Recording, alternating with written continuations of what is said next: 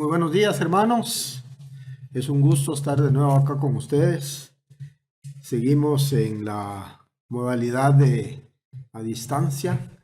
No podemos, sí podemos vernos, sí podemos escucharnos, desde luego, pero no podemos tener esa relación y ese contacto social que hemos tenido.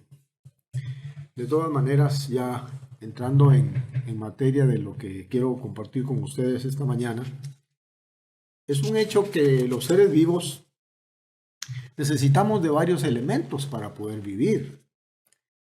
Para poder preservar la vida necesitamos el aire, los alimentos, el sueño, el agua.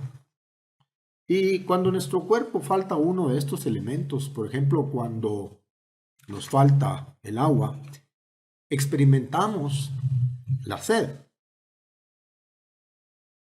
que es un mecanismo que Dios ha colocado en nuestros cuerpos para poder detectar la deshidratación.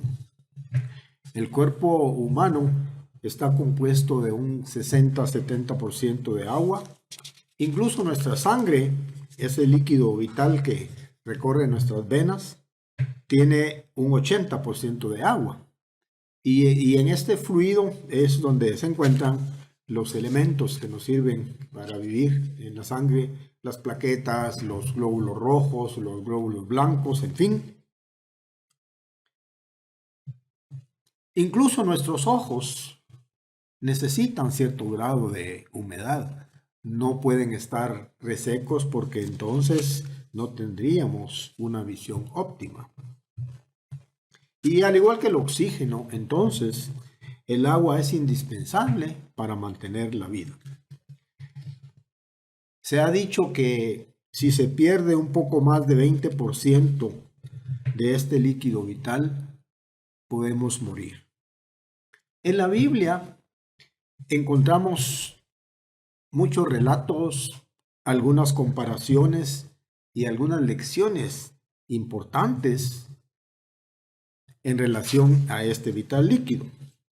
En Juan capítulo 4, por ejemplo, Juan capítulo 4, se relata cuando Jesús y sus discípulos, que venían cansados de una larga caminata.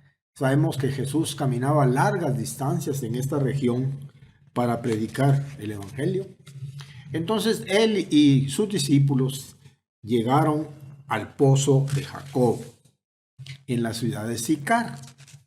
Este pozo, junto con la tumba de José, se había convertido en un lugar de peregrinación para muchos judíos. Y fue aquí donde tuvo lugar este encuentro entre Jesús con la mujer samaritana. Es una historia que todos conocemos muy bien. Repito, se encuentra en Juan capítulo 4 y voy a leer el verso 6. Entonces Jesús, cansado del camino, se sentó junto al pozo y vino una mujer de Samaria a sacar agua, y Jesús le dijo: dame de beber. Obvio que debido al rencor y a los desacuerdos entre los judíos y los samaritanos, la mujer le preguntó: ¿y cómo es posible que, siendo tú judío, me pidas a mí de beber, que soy una mujer samaritana? Y en este pasaje, Jesús se valió de un simple encuentro para enseñar una verdad eterna, a pesar de su cansancio. Sabemos que Jesucristo estaba dedicado a la obra en un 100%. Ciertamente, como un ser humano como nosotros, pues se enfrentaba a cansancio, sed, tristeza, en fin, pero nunca dejó pasar una oportunidad para predicar su verdad. En el verso 10 leemos: y con paciencia respondió. Era también un hombre con un temperamento muy estable. Si supieras quién es el que te dice dame de beber, tú le pedirías y él te daría agua viva. Intrigada al ver que no tenía un recipiente para sacar agua del pozo, le volvió a preguntar entonces: ¿y de dónde pues tienes el agua viva? Porque no tenía ningún recipiente. Pensando, por supuesto, desde el punto de vista físico. Mediante una extraordinaria revelación, Jesús le declaró que Él era esa fuente de vida, que Él era esa fuente de agua viva, que Él era ese manantial de vida eterna. Verso 13. Y cualquiera que bebiese de esta agua volverá a tener sed, refiriéndose por supuesto al agua física. Mas el que bebiere del agua que yo le daré, no tendrá sed jamás, sino que el agua que yo le daré será en él una fuente de agua que salte para vida eterna. Esta mujer, por supuesto, sin comprender en absoluto el significado espiritual, estaba pensando solamente en la sed física que padecemos los seres humanos. Y por su conveniencia le dijo: Señor, dame de esa agua para que no tenga yo sed, ni venga aquí a sacarla. Estaba pensando en que si podía abastecerse de este tipo de agua que no le diera sed, ya no necesitaba venir con una cubeta o con un recipiente a sacar agua del pozo. Pero solamente esta agua viva puede brindarnos una fuente permanente para satisfacer nuestra sed espiritual. Estamos hablando de dos conceptos: la sed física y la sed espiritual. Salmo 36, me acompañan por favor al Salmo 36, verso 9. Salmo 36, 9. Porque contigo está el manantial de la vida. En tu luz veremos la luz. El salmista reconoce que esta agua viva y este manantial está en nuestro Señor Jesucristo. En tu luz veremos la luz. Si guardamos los mandamientos, y esto lo sabemos muy bien, Dios nos concederá los misterios del reino y podemos ver y podemos sentir y experimentar un manantial de vida, un manantial de agua viva que brota para vida eterna. Y mientras la mujer iba por la ciudad, contando a todos los transeúntes lo que había experimentado y cómo Jesús le había comentado acerca de su pasado y cómo conocía la vida de ella, Jesús les dijo a sus discípulos, ellos se habían ido, por supuesto, a comprar víveres. Jesús les dijo a sus discípulos que Él tenía una comida, algo especial para comer, algo que vosotros no sabéis. Y ellos que venían seguramente con el gran cargamento de lo que habían ido a comprar para comer, se extrañaron de esta aseveración de Jesús. Mas el maestro les explicó. Estaba hablando de un tipo de comida diferente. Mi comida es que haga la voluntad del que me envió y acabe su obra. Él tenía un propósito en mente. Él tenía un objetivo trazado por Dios el Padre que él iba a terminar. Y esa era su comida, hacer la voluntad del Padre. De manera que la promesa que Jesucristo hizo a esta mujer va mucho más allá y trasciende hacia todos los hijos de Dios. Al vivir el Evangelio de nuestro Señor Jesucristo, desarrollamos en nuestro interior una fuente que satisface nuestra felicidad nuestra paz, nuestro bienestar y nuestra vida eterna.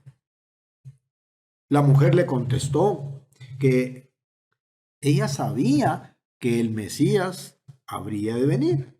Sabemos que los judíos estaban muy enterados de las predicciones acerca del Mesías que vendría. De hecho, en la época cuando el Imperio Romano dominaba, ellos tenían la firme esperanza de que este Mesías los liberaría del yugo romano. Entonces ella conocía muy bien acerca de la venida del Mesías. Y por eso le dijo en el verso 26, yo soy el que habla contigo. Hermanos, qué revelación más directa la de nuestro Señor Jesucristo cuando le dijo, yo soy el que habla contigo. Y cuando llegó la multitud de samaritanos, el grupo de personas que habían sido llamadas por la curiosidad de lo que había comentado esta mujer, identificándole pues como el Mesías, le rogaron que se quedase con ellos. Como dije, Jesucristo no desperdiciaba ninguna oportunidad para poder predicar su verdad. Y como él reconoció la sinceridad de estas personas, decidió quedarse con ellos 2 días. 2 días se quedó con ellos para continuar enseñándoles, para continuar predicando.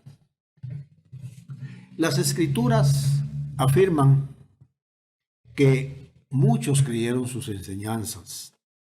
Su curiosidad inicial por ver quién era este hombre que sabía tantas cosas se convirtió más tarde en un testimonio y declararon, verso 42, siempre ahí mismo en Juan 4, en el verso 42, porque nosotros mismos hemos oído y sabemos que verdaderamente este es el Salvador del mundo. Vean, reconocieron en la persona de Jesucristo al Mesías, al Salvador del mundo, el Cristo.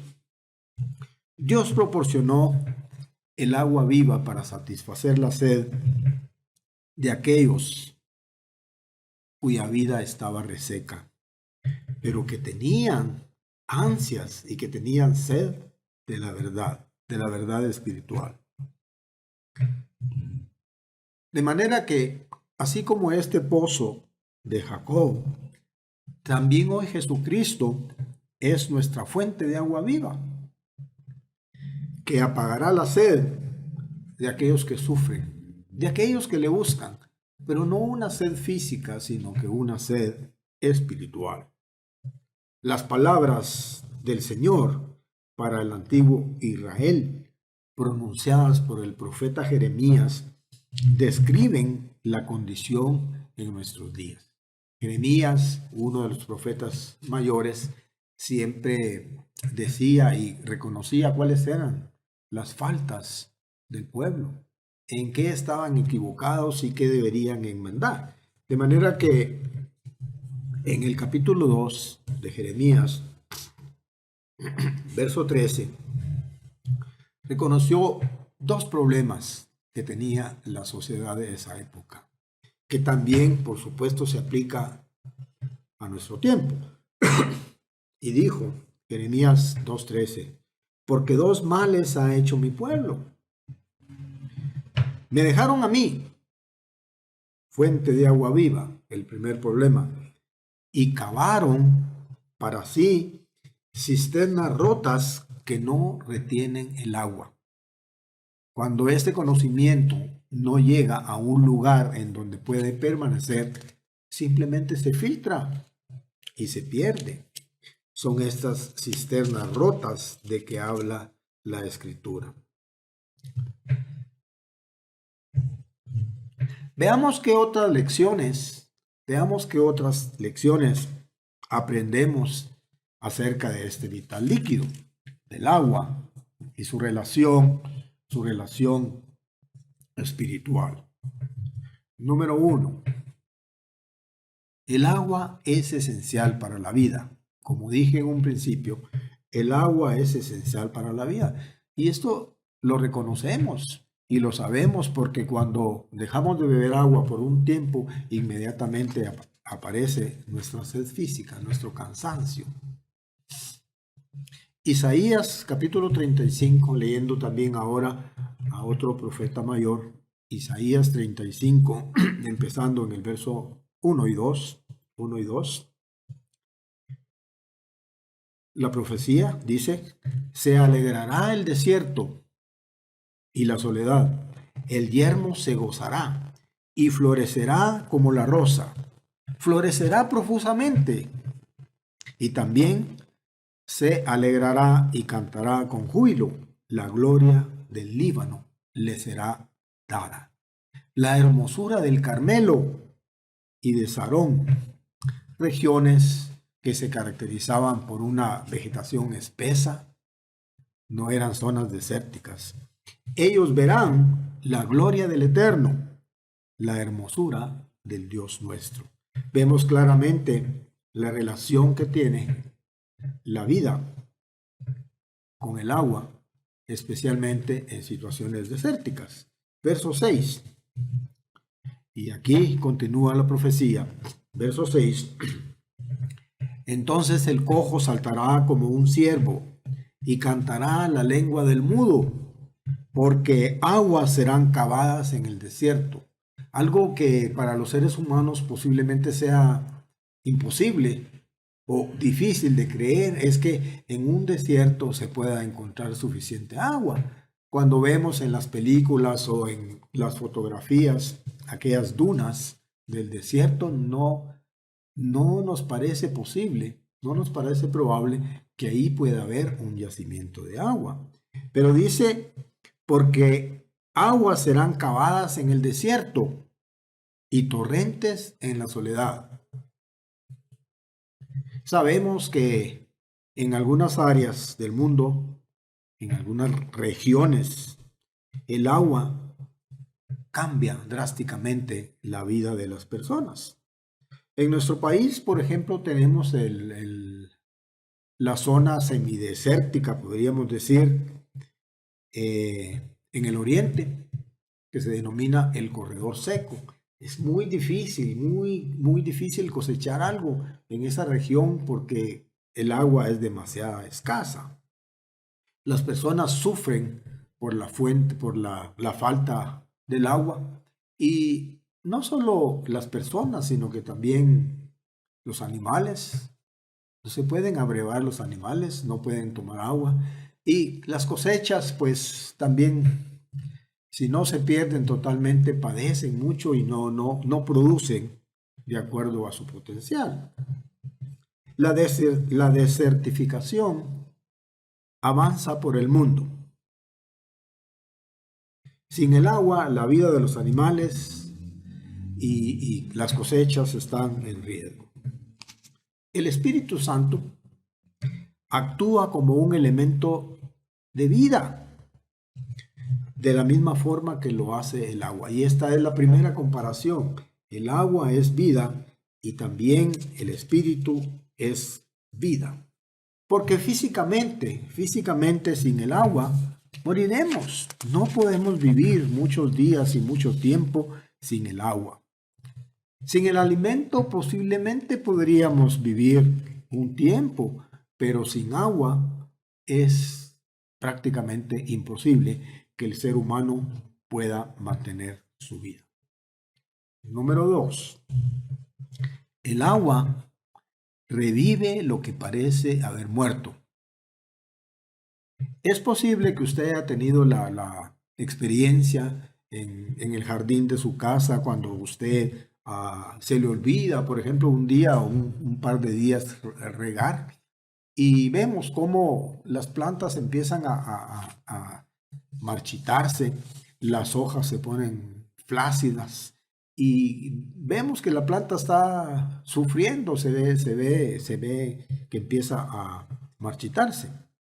Pero Cuando la regamos, aquella planta que parecía ya como muerta, vuelve a la vida, vuelve a la vida. Y, y esto es lo que tiene el elemento del agua. Es capaz de revivir o de brotar la vida en donde podría haber la muerte. En la agricultura, en la jerga agronómica, podríamos decir, existe un punto llamado PMP, reconocido como el punto de marchitez permanente. Si una planta, si un vegetal llega al punto de marchitez permanente, ya no puede retornar, conocido como el punto de no retorno.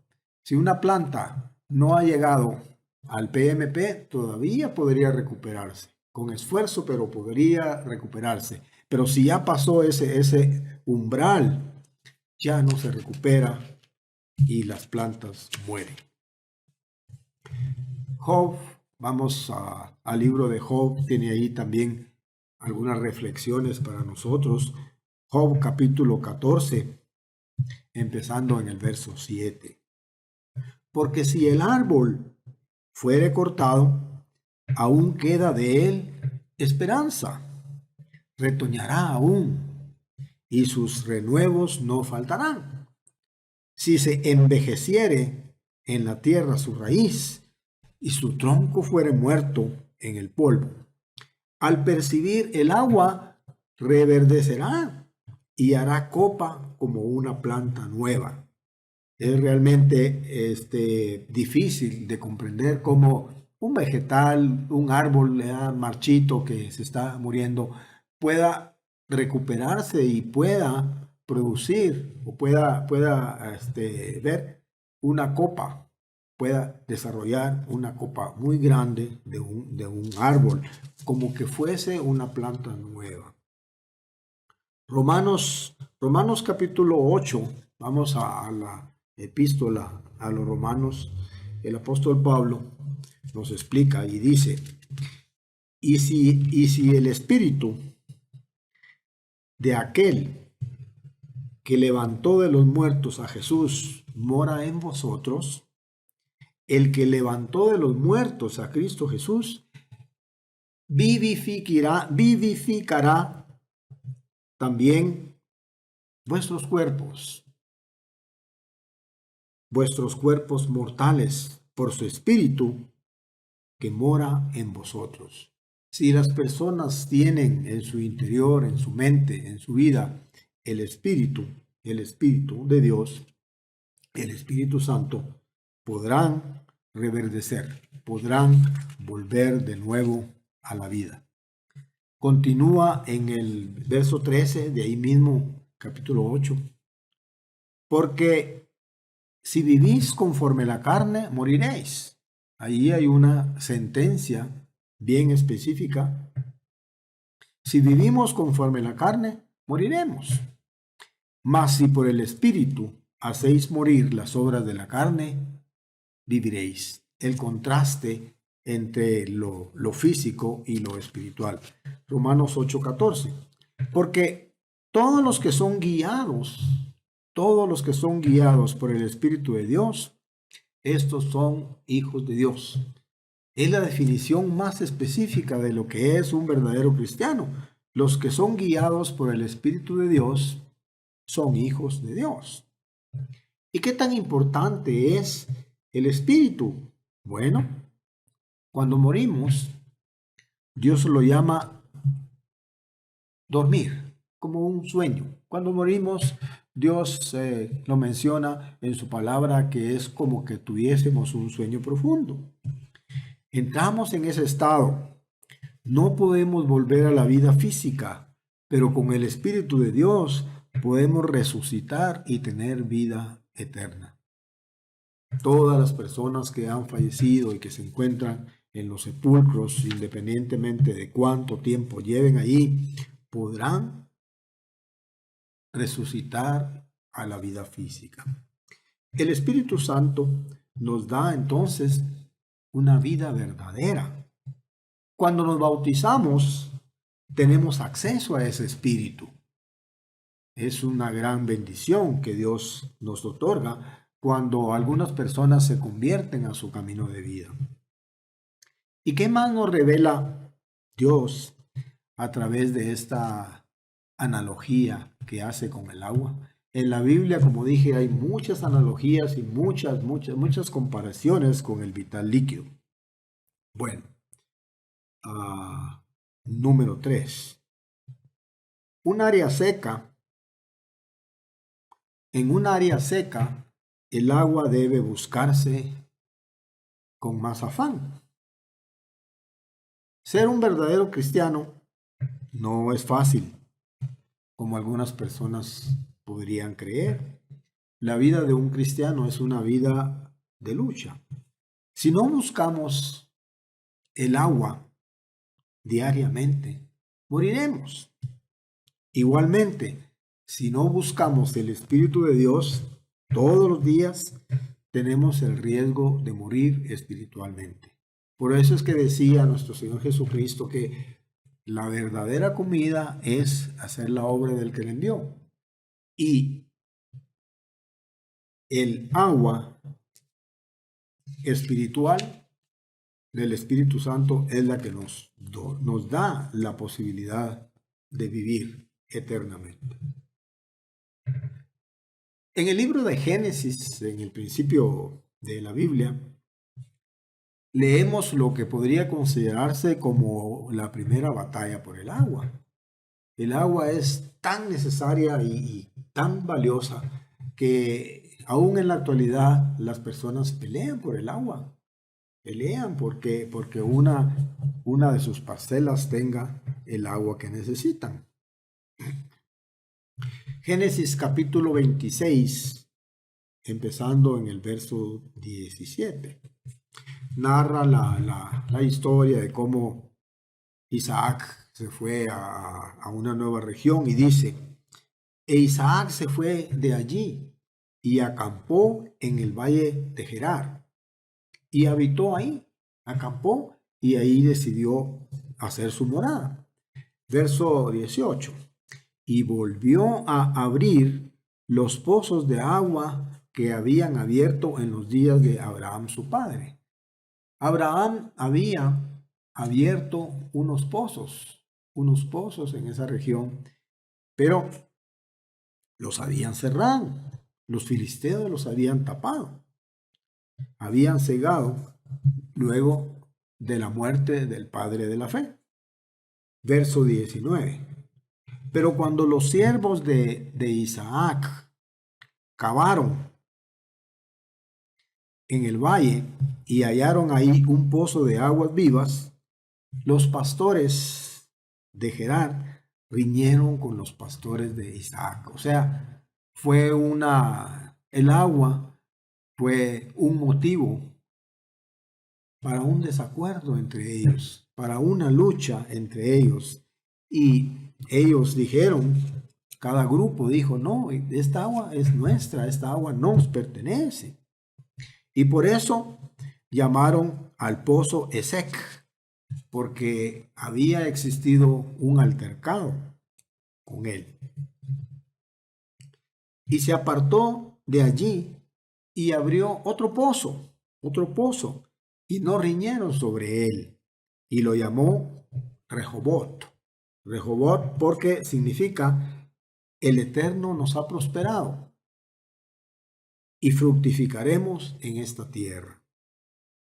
El agua era un elemento determinante para que fructificara la tierra.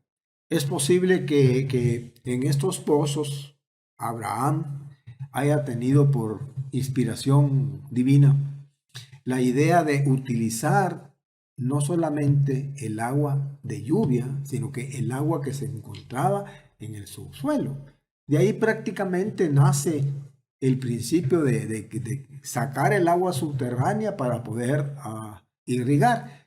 Y sobre este principio se han establecido los sistemas de riego que conocemos actualmente.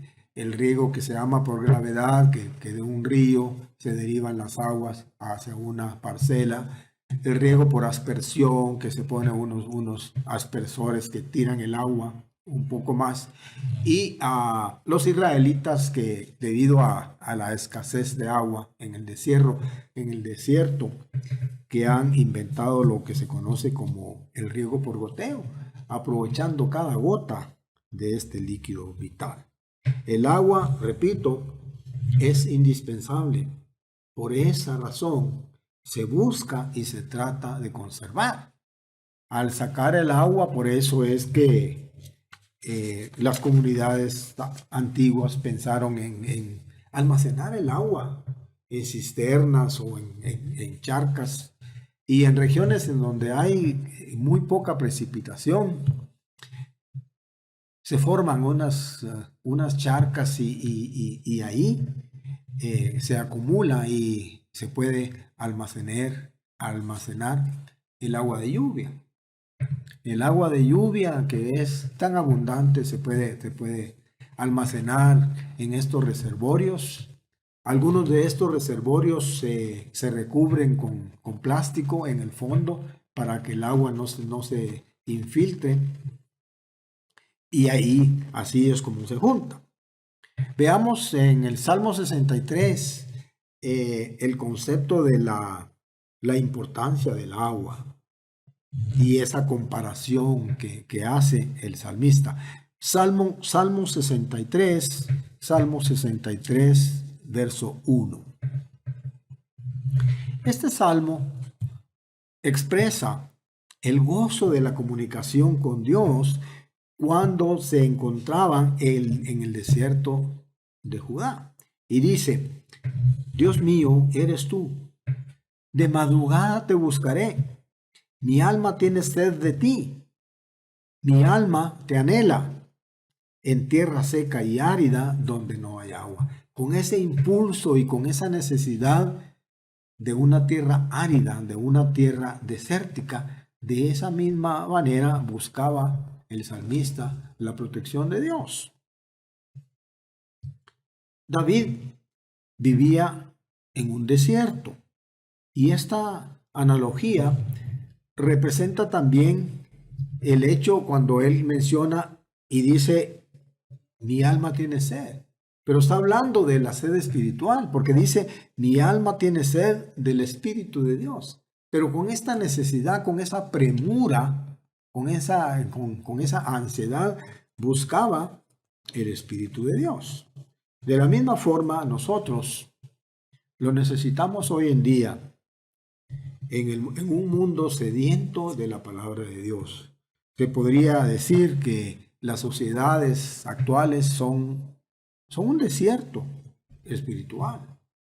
Son un desierto espiritual en donde muchas comunidades y muchas personas que viven en esa región no quieren saber realmente nada de Dios. Están tan acostumbrados a vivir con su tecnología, con sus principios y con todo lo que tienen, que no ven la necesidad de buscar a Dios. Por esta razón es que digo que es prácticamente como un desierto espiritual. Y Dios quiere llamar a algunas pocas personas de estas que sufren esta sed espiritual. Usted y yo debemos estar sedientos. Debemos tener una sed espiritual, una sed por acumular más conocimiento y sobre todo ponerlo por obra. Continuando con la lectura de los Salmos, Salmos capítulo 1, un salmo que realmente es muy conocido por nosotros. Se recuerdan que cuando estábamos juntos y cantábamos este himno número 1, dichoso es el varón. Salmos 1 del 1 al 3 describe cuán dichoso es un varón en comparación con un árbol. Dice: bienaventurado el varón que no anduvo en consejo de malos, ni estuvo en camino de pecadores. O sea, con solo el hecho de estar en el camino de pecadores, tenemos el riesgo de contaminarnos. O sea, tenemos que alejarnos de esos caminos donde anda la gente pecadora, ni en silla de escarnecedores se ha sentado, sino que en la ley del Eterno está su delicia, y en su ley medita de día y de noche. Será como un árbol, y eso es lo que dice el himno número 1, será como un árbol plantado junto a corrientes de agua, que da su fruto en su tiempo, y su hoja no cae. Su hoja no cae por la sequía. Y todo lo que hace prosperará. Un hombre próspero, un hombre realmente bendecido por Dios. Y hace la comparación con un árbol sembrado a orillas de una ribera. Veamos la exhortación que se nos hace para que recibamos el Espíritu Santo. Hechos 2:38. Hechos 2:38 nos muestra la razón principal que debemos tener para recibir el Espíritu Santo. Hechos 2:38. Arrepentíos y bautícese cada uno de vosotros en el nombre de Jesucristo para perdón de sus pecados, para perdón de los pecados, y recibiréis el don del Espíritu Santo. Qué bendición, es un don, es un poder. Dios nos ofrece el agua de vida en forma gratuita. Apocalipsis capítulo 22, vamos al final del libro de Revelaciones, capítulo 22, verso 17. Y el Espíritu y la esposa dicen, ven. Y el que oye diga, ven. Y el que tiene sed, venga. Y el que quiera tome agua de la vida gratuitamente. Es agua de la vida. No es el agua física, es el agua de la vida. Y lo más maravilloso es que es gratuita. Gracias a la bondad de nuestro Dios, quien no quiere que alguien perezca. En el último día de la fiesta, Jesucristo repitió la invitación para aquellos que tienen sed, del Espíritu de Dios, de venir y beber de su Santo Espíritu. Juan 7:37. En el último gran día de la fiesta, Jesús se puso de pie y dijo, si alguno tiene sed, venga a mí y beba. El que cree en mí, de su interior correrán de aguas vivas. De su interior correrán ríos de agua viva. Teniendo la fuente del Espíritu Santo interna, la fuente dentro de mí, se puede producir esos ríos de agua viva. Esa bondad que realmente saldrá a flote. El Espíritu Santo es un poder, una fuerza invisible, pero muy poderosa. Es el ingrediente por medio del cual podemos alcanzar la vida eterna. La comparación y la relación que Jesucristo hizo entre el agua y el Espíritu Santo es una de las analogías más significativas que podemos encontrar en las Escrituras. Pero a la vez, una de las comparaciones, una de las analogías menos comprendidas. Viene un tiempo cuando la humanidad jamás volverá a tener sed. Serán colmados todos sus deseos y Dios satisfará todas las necesidades espirituales del ser humano. Por supuesto que esto está a un tiempo futuro. En un tiempo futuro, cuando el hombre podrá tener paz, tranquilidad y podrá disfrutar de todas las bendiciones de Dios. Isaías, capítulo 55, verso 1. Continuando con el profeta Isaías. Isaías 55, verso 1. A todos los sedientos, venid a las aguas, y a los que no tienen dinero, no se necesita dinero.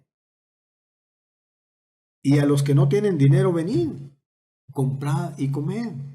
Venid, comprad sin dinero y sin precio vino y leche. Se refiere, lógicamente, a los víveres que podemos tener. Ese poder de compra que nos da el Espíritu de Dios en nosotros, que nos capacitará para poder seguir adelante por medio de la fuerza y el poder del Espíritu Santo. Dios nos llama en esta época y ha llamado a diferentes hombres en distintas épocas. Depende de la misericordia de Dios y depende si Él nos da la pista para seguir en su camino de vida. Y una vez que lo encontramos, es necesario seguir en esa senda. Dios nos llama a buscarle para que podamos tener la posibilidad de disfrutar de la única fuente de vida eterna que proviene de Él. Entonces, es necesario recapitular sobre los 4 puntos que señalaba que hacen la relación de la vida eterna con el agua. Y es que el agua es esencial para la vida. De la misma manera que el agua es esencial para la vida física, también el espíritu es necesario para la vida espiritual. Esa es la primera comparación que vimos. Segundo, el agua revive lo que parece muerto. Entonces, hay personas que realmente estarían como muertas en este sentido, pero el agua, el Espíritu de Dios, las puede revivir.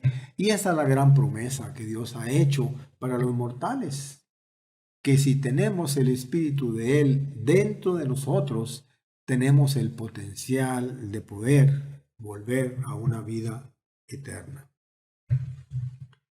La reflexión que también hacía, la tercera reflexión que hacía es que en una tierra árida, en una tierra seca, el agua debe buscarse, porque regularmente en estas regiones el agua está a una profundidad más grande. Tenemos que buscarla afanosamente. Dios nos exhorta y nos llama a cada uno de nosotros a que podamos buscar diligentemente el agua espiritual. Y por último, mencionaba, el agua estaba disponible para los patriarcas y para aquellas personas que eran obedientes a su palabra. De manera que el agua puede estar disponible el agua espiritual puede estar disponible para cada uno de nosotros en el sentido que nosotros obedezcamos su palabra. En este sentido, Dios nos dará su gran bendición y tendremos la gran ventaja de poder tener la posibilidad y el potencial de volver a la vida por medio de su Santo Espíritu. Hermanos, ha sido un gusto estar de nuevo compartiendo con ustedes. Espero que estas reflexiones nos ayuden a continuar en este camino de vida. Gracias por estar con nosotros en los servicios de día sábado. Deseo que disfruten plenamente de este día.